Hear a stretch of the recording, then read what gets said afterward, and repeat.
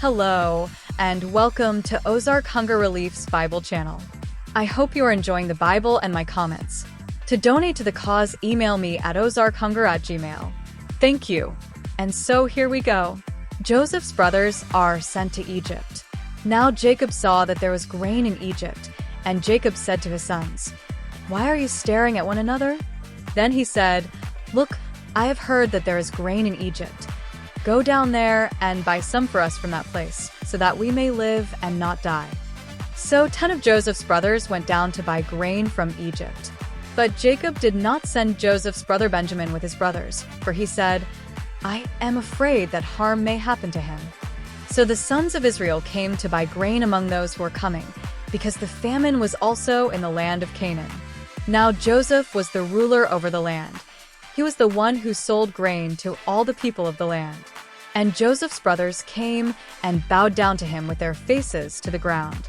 When Joseph saw his brothers, he recognized them, but he disguised himself to them and spoke to them harshly. He said to them, "Where have you come from?" And they said, "From the land of Canaan, to buy food." But Joseph had recognized his brothers, although they did not recognize him. And Joseph remembered the dreams which he had about them, and he said to them, "You are spies.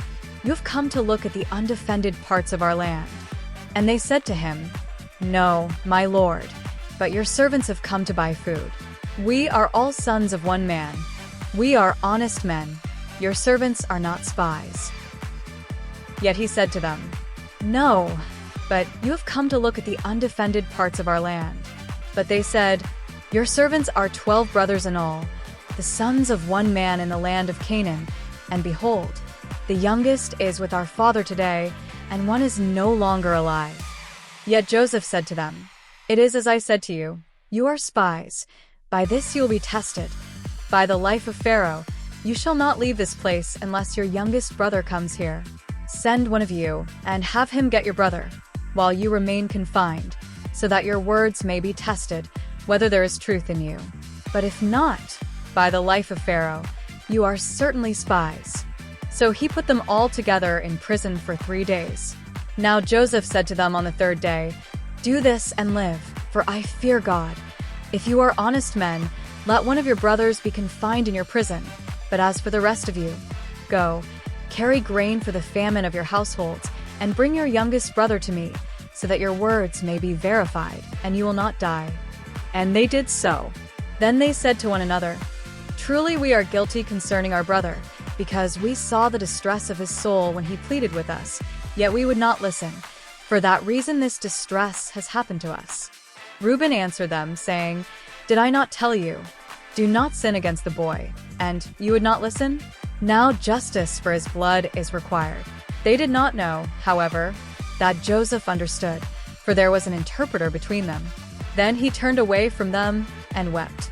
But when he returned to them and spoke to them, he took Simeon from them and bound him before their eyes. Then Joseph gave orders to fill their bags with grain, but also to return every man's money in his sack, and to give them provisions for the journey. And that is what was done for them. So they loaded their donkeys with their grain and departed from there. But when one of them opened his sack to give his donkey feed at the overnight campsite, he saw his money, and behold, it was in the opening of his sack. So he said to his brothers, "My money has been returned, and look, it is right in my sack." Then their hearts sank, and they turned trembling to one another, saying, "What is this that God has done to us? Simeon is held hostage." When they came to their father Jacob in the land of Canaan, they told him everything that had happened to them, saying, "The man, the lord of the land, spoke harshly with us, and took us for spies of the country. But we said to him, 'We are honest men. We are not spies.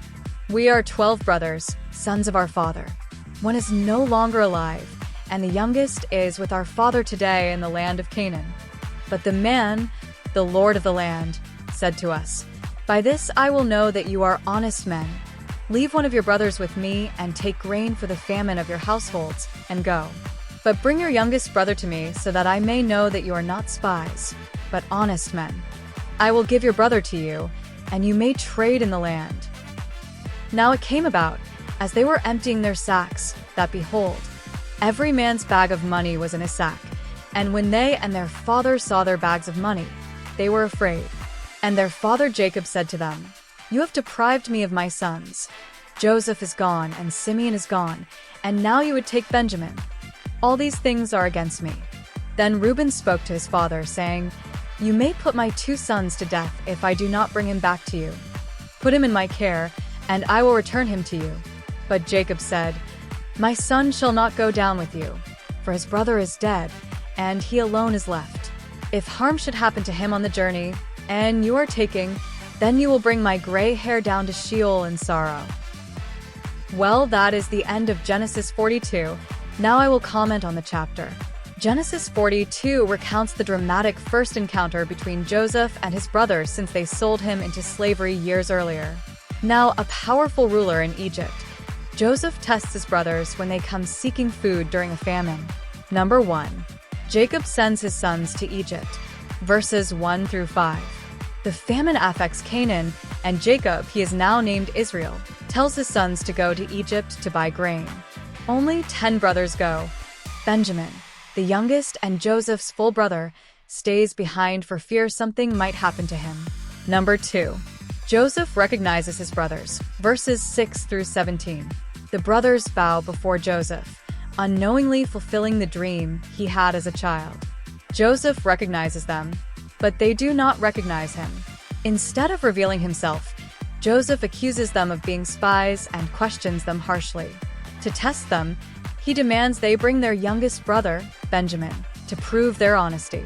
3. The brothers reflect on their past. Verses 18 through 24. Joseph holds them in prison for 3 days before releasing them, except for Simeon, who remains imprisoned until they return with Benjamin. The brothers feel guilty, believing their past sin of selling Joseph is now coming back to punish them. Joseph, overhearing them, is moved to tears, but does not reveal his identity. 4. Returning to Canaan. Verses 25 through 38. Joseph secretly orders his servants to place the grain in their sacks and return their money. On the way back, the brothers find the money and become fearful, thinking they are being set up. They tell Jacob everything, but he refuses to let Benjamin go, fearing he might lose him just as he lost Joseph. Themes and lessons. Guilt and consequences. The brothers face the weight of their past betrayal. God's providence. Joseph's dreams and God's plan are unfolding despite the extreme hardship. Testing and redemption. Joseph's test reveals his brothers' changed hearts. This chapter sets up the emotional reunion between Joseph and his family in later chapters, showing God's plan for reconciliation and redemption. So even though they beat him and sold him into slavery, he still saves them. Sounds a little like what Jesus did for us, even though some people crucified him, treated him badly. This is a summary of the book of Genesis. The book of Genesis is the first book of the Bible and lays the foundation for the entire biblical narrative.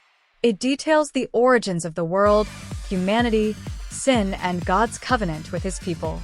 It is divided into 2 main sections: the primeval history, chapters 1 through 11, and the patriarchal history, chapters 12 through 50. Part 1. The primeval history, Genesis 1 through 11. The beginning of the world. Number 1. Creation, chapters 1 and 2. God creates the heavens, the earth, and everything in them in 6 days, resting on the 7th. Humans, Adam and Eve, are made in God's image and given dominion over the earth. Number 2. The fall of man, chapter 3. Adam and Eve disobey God by eating from the tree of knowledge, bringing sin and death into the world. They are cast out of the Garden of Eden. Number 3. Cain and Abel, chapter 4. The first recorded murder. Cain, jealous of his brother Abel, kills him. Cain is cursed but also protected by God. Number 4. The Great Flood, chapters 6 through 9. Humanity becomes wicked, and God decides to cleanse the earth with a flood. Noah, a righteous man, builds an ark to save his family and animals. After the flood, God makes a covenant with Noah, symbolized by a rainbow, promising never to destroy the world by water again. Number 5. The Tower of Babel, chapter 11. Humanity tries to build a tower to reach heaven, defying God. God confuses their language, scattering people across the earth. The second part, the patriarchal history, Genesis 12 through 50. The beginning of God's covenant people. Number 6, the call of Abraham, chapters 12 through 25. God calls Abram, later Abraham, and makes a covenant with him, promising to make his descendants into a great nation. Abraham and Sarah miraculously have a son, Isaac, in their old age. God tests Abraham by asking him to sacrifice Isaac, but provides a ram instead. Number 7, Isaac and Jacob, chapters 26 through 36. Isaac marries Rebekah and has twin sons, Esau and Jacob. Jacob, through trickery, receives the blessing meant for Esau. Jacob has 12 sons who become the ancestors of the 12 tribes of Israel. Number 8, Joseph's story, chapters 37 through 50. Jacob's son Joseph is sold into slavery by his jealous brothers. In Egypt, Joseph rises to power, interpreting Pharaoh's dreams and managing a famine. His brothers come to Egypt for food, unknowingly meeting Joseph. Joseph forgives them, and the whole family moves to Egypt, setting the stage for the story of Exodus. Themes and key takeaways. Creation and purpose. God creates everything with order and meaning. Sin and its consequences. Humanity repeatedly falls into sin, but God's mercy remains. God's sovereignty. God controls history and fulfills his promises. Faith and covenant. God establishes a chosen people through Abraham's faith. Forgiveness and redemption. Joseph's story highlights God's plan for reconciliation. Final thought for your slideshow. Genesis is more than just a book of beginnings. It's the story of God's relationship with humanity. It shows how, despite human failures, God's plan for salvation is always at work.